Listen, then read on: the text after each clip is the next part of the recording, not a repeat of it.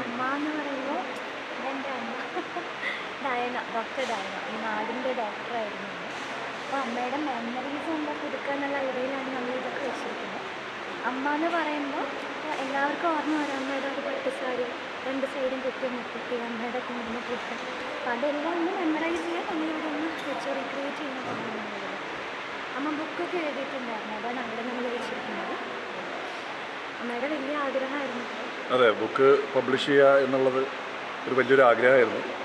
അത് ഈ പറഞ്ഞ പോലെ നമുക്ക് എല്ലാവർക്കും തിരക്കുള്ള ആൾക്കാരാണല്ലോ.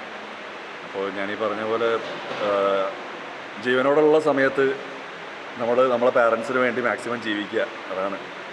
അപ്പോൾ ആ ഒരു സമയത്ത് നമുക്ക് നീരജയുടെ അച്ഛനും തിരക്കൊക്കെ ആയിരുന്നു. നമ്മൾ ആ ബുക്ക് ലോഞ്ചും ചടങ്ങും കാര്യങ്ങളൊന്നും ചെയ്യാൻ പറ്റിയിട്ടില്ല. അപ്പോൾ ഈ ഒരു ആണ്ടിൻ്റെ സമയത്ത് ആ ഒരു ആഗ്രഹം കൂടി ഇവിടെ നടത്തുകയാണ് നമ്മൾ. അമ്മ ലാസ്റ്റ് നമുക്കിപ്പോൾ 14 ഡിഗ്രീസ് എടുത്തിട്ടുണ്ടായിരുന്നു. അതിൽ LLBയുടെ എക്സാം എഴുതി ഫൈനൽ എക്സാം കഴിഞ്ഞ് അമ്മ ഭയങ്കര ആൻറ്റിസിപ്പേറ്റ് ചെയ്തിരുന്നതാണ്.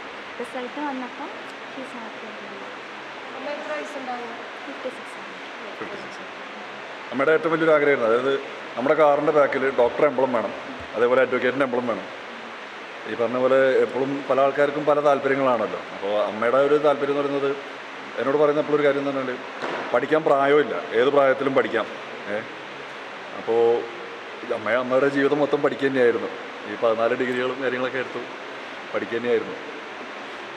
അമ്മയ്ക്ക് ചെയ്യാൻ ഏറ്റവും എളുപ്പമുള്ള കാര്യം പഠിക്കലാണെന്ന് അമ്മ പറഞ്ഞിട്ടുണ്ട്. അമ്മ നന്നായി ചെയ്തു.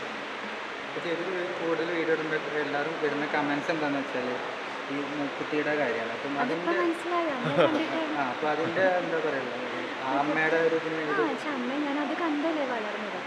വലുതാകുമ്പോൾ ഞാൻ വാശി പിടിച്ച് എനിക്ക് അമ്മയെ പോലെ ആവണം പറഞ്ഞ് നോക്കും. അമ്മയ്ക്ക് ഭയങ്കര ഇഷ്ടമാണ്. അപ്പോൾ അമ്മയുടെ പേഷ്യൻസിനെയൊക്കെ ഹാൻഡിൽ ചെയ്യുന്നത് നീരജ് തന്നെയാണ്. ഞങ്ങളെ കാണാനും കുറച്ച് സിമിലർ ആണല്ലോ. ഒരുപാട് കാലമായിട്ട് അറിയാത്ത ആളുകൾക്ക് അമ്മയെ വിചാരിച്ച് എൻ്റെ അടുത്ത് വന്ന് പോകുന്നവരുണ്ട്. പക്ഷേ